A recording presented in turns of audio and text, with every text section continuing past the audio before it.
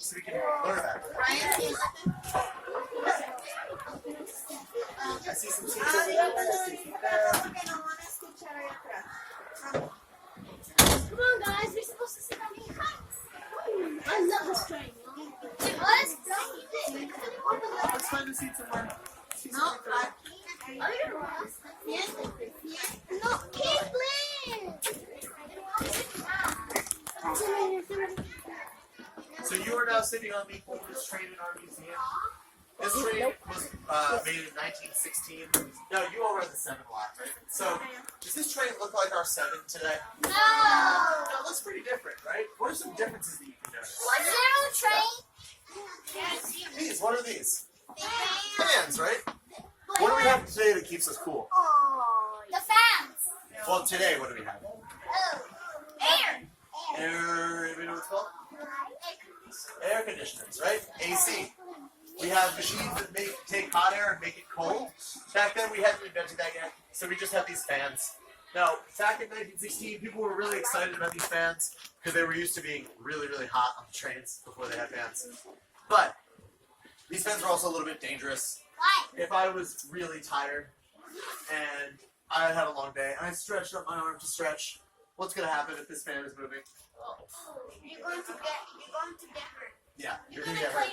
I met a guy just a couple weeks ago, an older man, who told me that when he was a little kid, like your age, his dad actually put him up on his shoulders in the train, and he got one of the fans right here, and he still has a little scar right here. So, people loved these when they first arrived, but it became clear very quickly that they were a little bit dangerous. And so, we ended up changing them. We'll see some of the changes. Yes? In my house, I have a fan in my room. That looks like a good to see. Me too. But mine's a little bit higher than these, and I'm not on people's shoulders. I guess also helps. People were a little bit shorter in 1916. That helped a little bit too. The average height of an American has gone up because we, our food. So,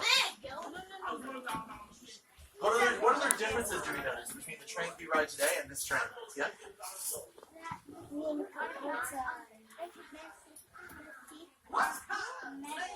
So our seats today are hard plastic, right? Does anybody have a guess what these seats are made out of?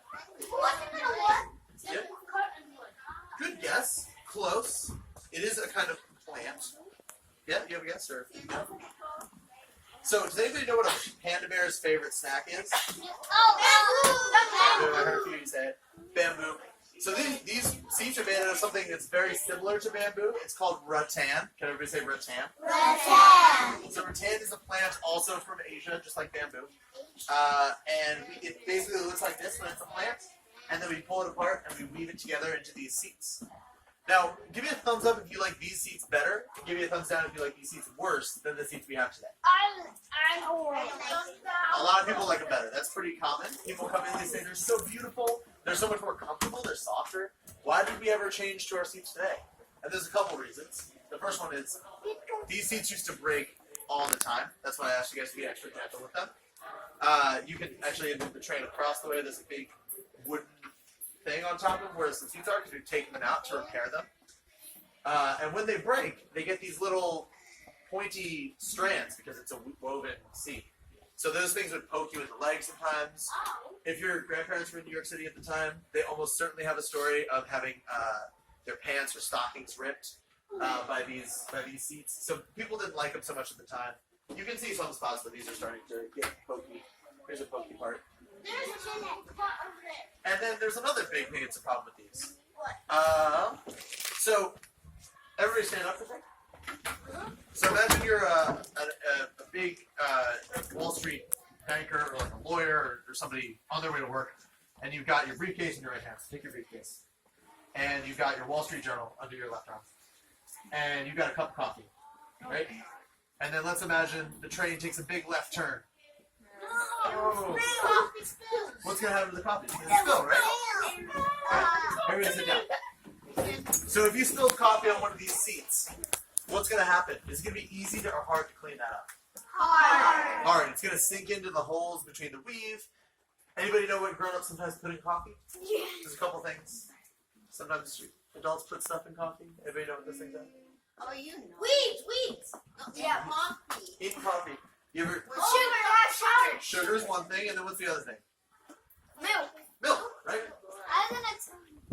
Have you ever left milk out on the counter too long? Have you ever smelled old milk? Yeah. It smells terrible. Imagine, several million New Yorkers ride into trains every day. A few of them spill coffees. A few of those coffees have milk. Now you've got a bunch of seats that have milk inside them. This train would start to smell pretty bad. Plus, there's no AC, so it'd be hot, and there'd be milk in the seats. So, while our plastic seats are a little bit less comfortable, a little bit harder and not as fun to sit on, these were a big problem, and we're mostly glad that we don't have them anymore. Though they are very pretty. Does anybody have any more differences that we have? Well, you know what? Yeah. That the difference is that the trains always did not used to look like this. Like they did not used to always have these colors. Right, the green color. So, what color are our trains today? The walls. They're gray. They're gray, right? They're silver. They're made out of stainless steel. But in 1916, we hadn't invented stainless steel. We only had regular steel. And regular steel rusts unless you paint it. So we painted it this green color. I don't know why they chose this color. But the paint is to stop it from getting all rusty. This is our ugly color. Yeah, I know. Any other differences we noticed? Yeah? That where it said we hand Oh, up, guys. now we usually like have Right, so we've added more pictures to our instructions. Today we have our thing that says, please don't lean on the door. That's what we say. Now we have the picture of the person leaning and the little don't lean. Why do you think we added those pictures? Oh, Yeah. because when the stop Oh, why not? When the train stops and it opens the door and Yeah. you're leaning on it, you fall down and then the train will go away. So it's a good, that's why you don't lean, but we could just write that, right? Why did we add all those pictures, the little pictures? So we could like no. Well, so, I mean, you seem like a good class to know this. Yeah, Does try that- to push them. Why do we have pictures and not just letters? Because if you just did that and it would just show you what not to do. Show picture. Show you. Right? Does everybody in New York City speak English? Yeah. Well, you all do, but does everybody? No, we speak over 80 languages here in New My York. dad doesn't. He's Mexican. He does Spanish. Well, you all hablan español. I heard that earlier. Hola. So, we speak over 80 languages here in New York. Not everybody speaks English. So if you just wrote, don't lean on the door, like they did back in 1916, a lot of people would read this and not know what it meant. But the picture, everybody understands, right? Yeah, don't hold the doors. There's lots of new instructions that we have. Don't eat, don't dance in the halls. Are there any other differences before we go? Yeah. There's another difference is that they didn't have used to have those lights did not used to be right now. Right, our lights. So these lights look like regular light bulbs that go into a lamp now, right? Yeah. Now we have our nice, long, fancy fluorescent lights. They're much brighter. And back then, a lot of people come in and say, these look so ugly. They don't have lampshades. They're just like raw bulbs. Why did they put these lights in? Back in 1916, electricity was not that common. It had been invented, but it was not super common. So they were bragging by putting their light bulbs out and putting them all over the train. They were saying, look at us. We've got so much electricity in here. We can just put light bulbs everywhere. But these had also another problem. People would sometimes steal them because light bulbs were really expensive back then. And so people would say, I like that. And they'd take it out, put it in their pocket, take it home. They'd have a free light bulb.